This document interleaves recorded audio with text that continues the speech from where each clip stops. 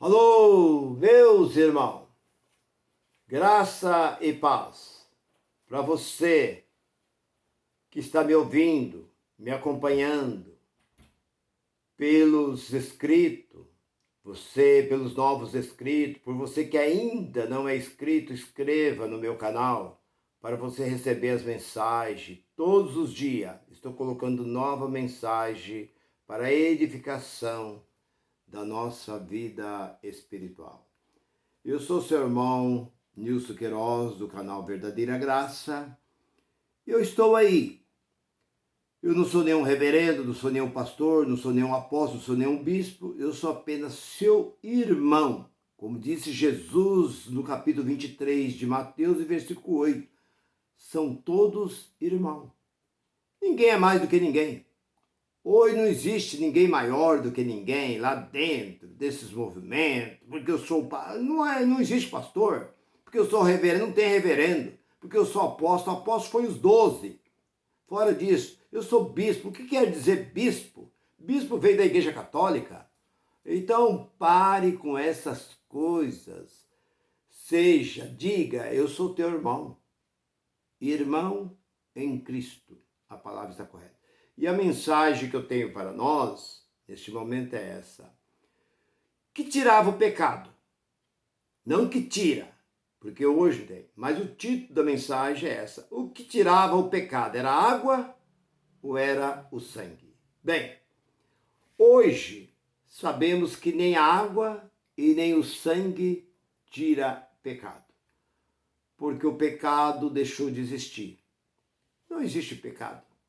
Se alguém disser que existe pecado, ele é um mentiroso. Não tem pecado. Porque o pecado acabou aonde? Aonde foi exterminado o pecado? Na morte de Jesus, na cruz. O derramamento de sangue, o sacrifício sangrento. Porque Hebreus capítulo 9 e versículo 22 diz que era necessário derramamento de sangue. Que no tempo de Moisés, lá atrás, sangue já seria derramado pelos cordeiros, por cabrito, por novio.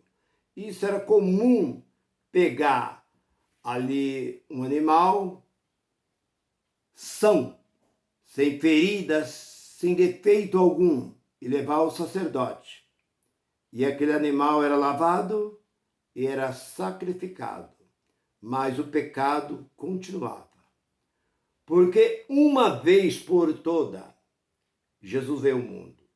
O que João disse no capítulo 1 de João, em versículo 29. Eis o Cordeiro de Deus. Porque os outros eram cordeiro, animal. Mas Jesus era o Cordeiro Pascual, o verdadeiro Cordeiro de Deus, que veio fazer o quê? Tirar o pecado do mundo. Então João mentiu quando ele apontou para Jesus e diz, eis o Cordeiro que tira o pecado do mundo. Outra vez olhando para Zacarias, o profeta profetizou, Zacarias profetizou no capítulo 3, versículo 9, num só dia, removerei o pecado do mundo inteiro. Então o pecado do mundo foi removido num dia só. E quando foi? Na morte. Então a água, ela não tira pecado. Porque o povo vinha a João, se você olhar ali no capítulo 3, de Mateus, vinha ter com João. Quem? O gentil? Não. Gentil não vinha. Vinha aquele povo que estava ali à volta do Rio Jordão. Vinha de todo lado para ser batizado por João. E João foi bem claro nas suas palavras. Ele diz, eu vos batizo com água. Para quê que ele batizava com água? Era o cumprimento da lei. Ele não diz, eu vos batizo com água para tirar o pecado de vocês. Ele não, era o cumprimento. Porque a água simbolizava para os judeus era um símbolo de purificação. Porque quando o cordeiro, o cabrito, o novilho era trazido ao sacerdote, era levado a um tanque e era lavado antes de ser sacrificado. Então, água para o judeu simbolizava, que eu já disse e repito, era símbolo de purificação. Quando qualquer um chegava na casa de um judeu, seus pés, suas mãos e seu rosto era lavado antes de se sentar na mesa. Era lavado. Foi por isso que Jesus, no capítulo 13 de João, ali pelo versículo 6 e 7, ele coloca água numa bacia e lava o pé dos apóstolos. Os apóstolos não entenderam e o perguntaram, ele diz: o que eu faço agora vós não entendem, mas mais tarde, um dia, vocês entenderão. Porque Jesus veio para servir, não para ser servido. Nós vemos muitos homens que estão aí em cima desses puleiros, dentro desses curral, batendo no peito, dizendo porque eu sou, que é honra, que é glória para eles. Mas Jesus veio para servir e não para ser servido. E o próprio Jesus disse no capítulo 23 de Mateus, e versículo 11, o maior dentre vós seja o vosso escravo. Quem é o maior no meio de vocês? É o seu pastorzão aí, esse que te batizou, esse que está aí todo dia contando mentira, pegando o seu dinheiro. Esse é um escravo, porque a palavra servo e escravo tem a mesma função. Então, voltando para aquilo que eu estava dizendo. A água não tirava pecado. João diz: eu vos batizo com água. Mas aquele que vem após de mim vai continuar batizando com água. Foi isso que ele disse? Não. Aquele que vem após mim é muito mais poderoso do que eu. Porque o povo vinha com João e confessava os seus feitos a João. E por ele era batizado. Agora, não existe afirmação dentro deste livro que os pecados daquele povo eram purificados. Se a água tirasse pecado, não havia necessidade de Jesus ter morrido na cruz. Raciocina comigo, meu irmão. Coloca a sua mente para funcionar. Se o batismo de João removia o pecado, Jesus ia chegar a João e falar: João, tudo bem, continua. Eu estou tirando o meu time de campo. Eu estou indo embora. Eu vim aqui para tirar o pecado, mas já desde que a água está tirando, porque a lei, ela condenava. O pecado veio existir através da lei. A lei é o que fazia com que o homem tropeçasse no tal de pecado, porque João disse na sua carta, no capítulo 4, versículo 3, ele diz que o pecado é transgressão da lei. Então a lei que fazia o homem pecar. Então Jesus ia chegar perto de João e já: ó, João, joia, tudo ok? A água está tirando pecado, não está, João? João, a água está tirando. Todo mundo que passa aqui já sai aqui purificado, lavado. Jesus falou: então tudo bem. Tô indo embora, estou voltando para o céu. Eu vim aqui para tirar o pecado. Mas já que a água está tirando, por que eu vou passar por tudo isso? Por essa humilhação, por esse sofrimento, morrer numa cruz pregado, porque lá Gálatas capítulo 3, versículo 13, diz que maldito é todo aquele que fosse pendurado numa cruz. E Jesus se fez maldito. Ele, sendo o Senhor do céu e da terra, se fez maldito. Por quê? Para tirar, para mover o pecado. Então, meu irmão, João disse: eu vos batizo com água para arrependimento. Veja bem, não confunda, ele diz para arrependimento. Mas vem um após de mim, muito mais do que eu, pela qual não sou digno nem de amarrar o cardaço da sua sandália. Esse vos batiza com o Espírito Santo e com juiz. Fogo simboliza juiz. E aonde aconteceu esse batismo? Romanos capítulo 6, versículo 6. O velho homem morreu na cruz de Cristo. nós fomos batizados, nós, gentil, fomos batizados no batismo de Jesus, não. Porque Jesus passou pelo batismo das águas. João mergulhou Jesus. João diz, eu quem devo ir a ti, tu vem a mim. Ele diz, deixe que assim aconteça para que cumpra a lei. Porque Jesus veio para cumprir a lei. Jesus era discípulo de Moisés. Jesus diz no capítulo 5 de Mateus e 17, eu não vim bulir, não vim mexer com a lei, eu vim cumprir. Então Jesus tinha que passar por aquele ritual. Mas nós que estamos gentil, não podemos, jamais, nós não somos judeus. Quem tinha que comer a Páscoa era só o judeu.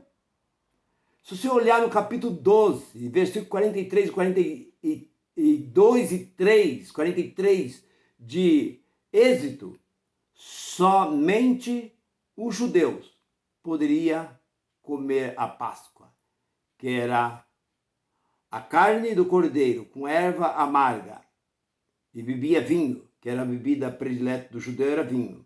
Para eles. Ele falou, nenhum estrangeiro pode participar. Então, nós não podíamos participar, gentil não podia participar do batismo, nem podia participar da Páscoa. Entenda bem. Mas da cruz para frente, Deus, por intermédio do apóstolo Paulo, abriu para o mundo gentil receber esse privilégio. Nós somos um povo privilegiado.